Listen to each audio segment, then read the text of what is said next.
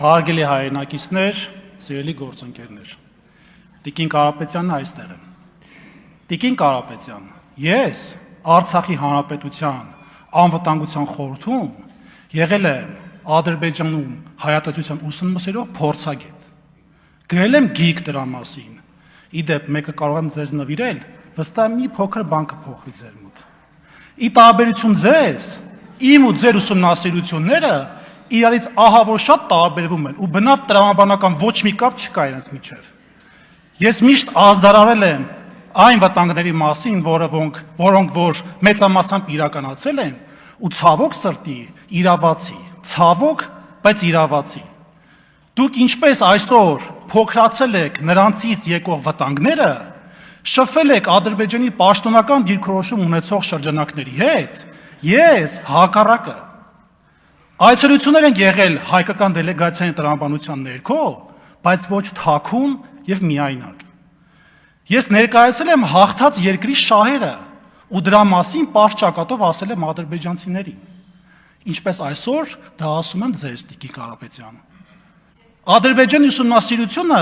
ինձ այսօր բերել է այստեղ եւ մշտապես իմ ուսումնասիրությունները այսօր անգամ հուշում են նրա մասին, որ այն աղետները, որոնք որ եղել են ժամանակին, նաև կարող են կրկնվել բոլորիս հետ, առանց որևէ խտրականության։ Պարոն Ռուբինյանի հարցը բոլորովին էլ պատահական չի եղել։ Ես աշխատելով Արցախում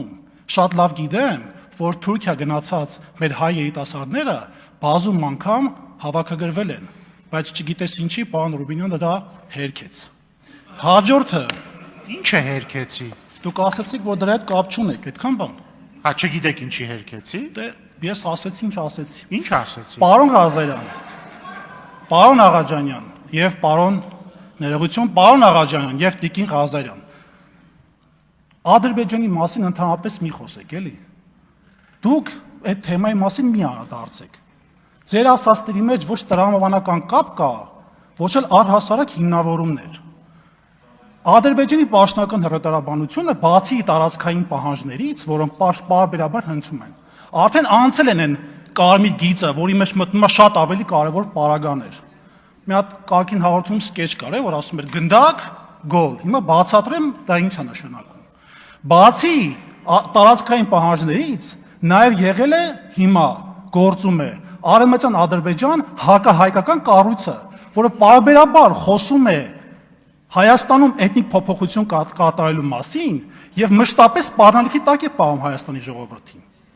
Հաջորդ հանգամանքը կա կանխարգելիչ մեթոդներ, որոնք իրականացում են վերլուծական հիմքով եւ մի փոքր կարևոր հանգամանք նշեմ, կարծում դա ձեզ կօգնի։ Եթե պետությունը անտեսում է հակառակորդի պաշտոնական հայտարարությունները, որը դուք անում եք, ապա հրաժարվում է անվտանգության ռազմավարական պլանավորման կարևորագույն սկզբունքներից։ Մյուս հատվածը, պարոն Աղաջանյան, Տիկին Ղազարյան, ես կարծում եմ, որ 2018 թվականից հետո ձեր մոտ ռեգրես կլիներ, ավելի ճիշտ պրոգրես կլիներ, բայց չգիտես ինչի, հիմա ռեգրես եմ նկատում։ Ադրբեջանի ղեկավարության պաշտոնական հայտարարությունները հետագայում մշտապես, գրեթե մշտապես, իրականություն են դարձել։ Դուք ոնց թքած ունեք կամ միգուցե արհամարել եք հայ ժողովրդի քվեն, որ հունիսի 7-ի եւ հունիսի 8-ի լույս 02:00-ին կանգնեցել եք ձայների հաշվարկը,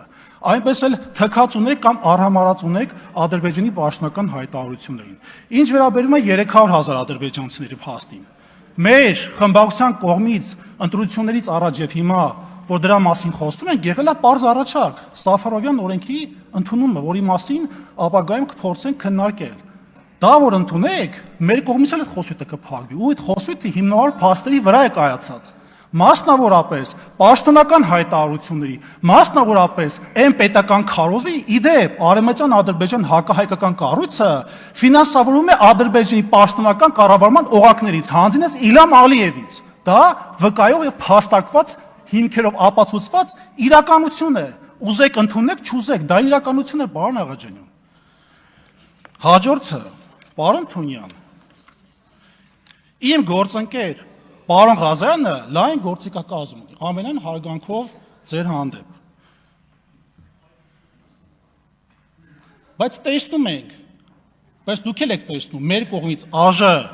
աշխատանքների մեր տրամաբանությունը եկեք մեր աշխատանքները ջուրը չգցենք։ Սա որպես առաջարկ։ Մյուս հատվածը։ Վերջապես պարոն Կոնջյանի կանադառնանք, որովհետև հիմնական ելույթը ձեզ է վերաբերում, պարոն Կոնջյան։ 2018 թվականին դուք խոստանում էիք նոր քաղաքական մշակույթ։ Խոստանում եք, որ Հայաստանի Հանրապետությունում այլևս երկակի ստանդարտներ չեն լինի։ Կլինի օրենքի հավասար պայմաններ։ Անցել է 8 տարի, պարոն Կոնջյան։ Ինչ է մնացել ձեր խոստումներից։ Այսօր դուք առաջադրվել եք որպես ազգային ժողովի փոխնախագահ, դուք ոչ միայն ներկայացնում եք ձեր քաղաքական թիմը, այլ նաև կրում եք քաղաքական պատասխանատվությունը։ Վերջին օրերին հասարակությունը քննարկում է աղմկարարույց հարցեր, որոնցից մեկում իդեպ քրեական վարույթ է արդեն անցել, սկսվել, ինչպես տեղեկացա մամուլից։ Քաղաքական պատասխանատվությունը սկսվում է այնտեղ, որտեղ ավարտվում են արդարացումները։ Վերջապես ընդունեք այդ սխալները, պարոն Կոնջյան։ Դուք հաճախ եք խոսել օրենքի գերակայությունից։ Հիմա հասարակությունը իրավունք ունի այդ նույն սկզբունքայնությունը տեսնել ձեր կողմից, պարոն Կոնջյան։ Եթե տարիներ շարունակ պահանջել եք ամենաբարձր չափանիշներ ուրիշներից, ապա այսօր եկել է այդ չափանիշները պահանջելու ինքներդ ձեզնից։ Պարոն Կոնջյան, քաղաքական հեղինակությունը պաշտոնով չի ստեղծվում։ Այն ստեղծվում է այն պահին, երբ հասարակությունը համոզվում է, որ այդ քաղաքական պաշտոնյան մինչև այդ կատարած իր գործերով արդեն ունի եւ վստահություն, եւ իհարկե քաղաքական կշիռ։ Եվ այստեղ գլխավոր հարցը.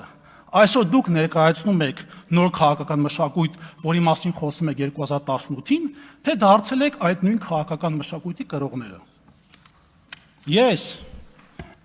դեմ եմ ոչ միայն մեկ անձի, այսինքն ձեր անձի մասին է խոսքը, պարոն Կոնջյան, որպես տեխնացու, այլ այն քաղաքական մտածելակերպին, որի համար պաշտոնը դարձել է նպատակ, ոչ թե պատասխանատվություն։ Դեմ եմ այն քաղաքական մշակույթին, որը խոստացավ փոխել Հայաստանը, բայց արյուտես փոխարենը փոխեց միայն պաշտոն զբաղեցնող մարդկանց անունները։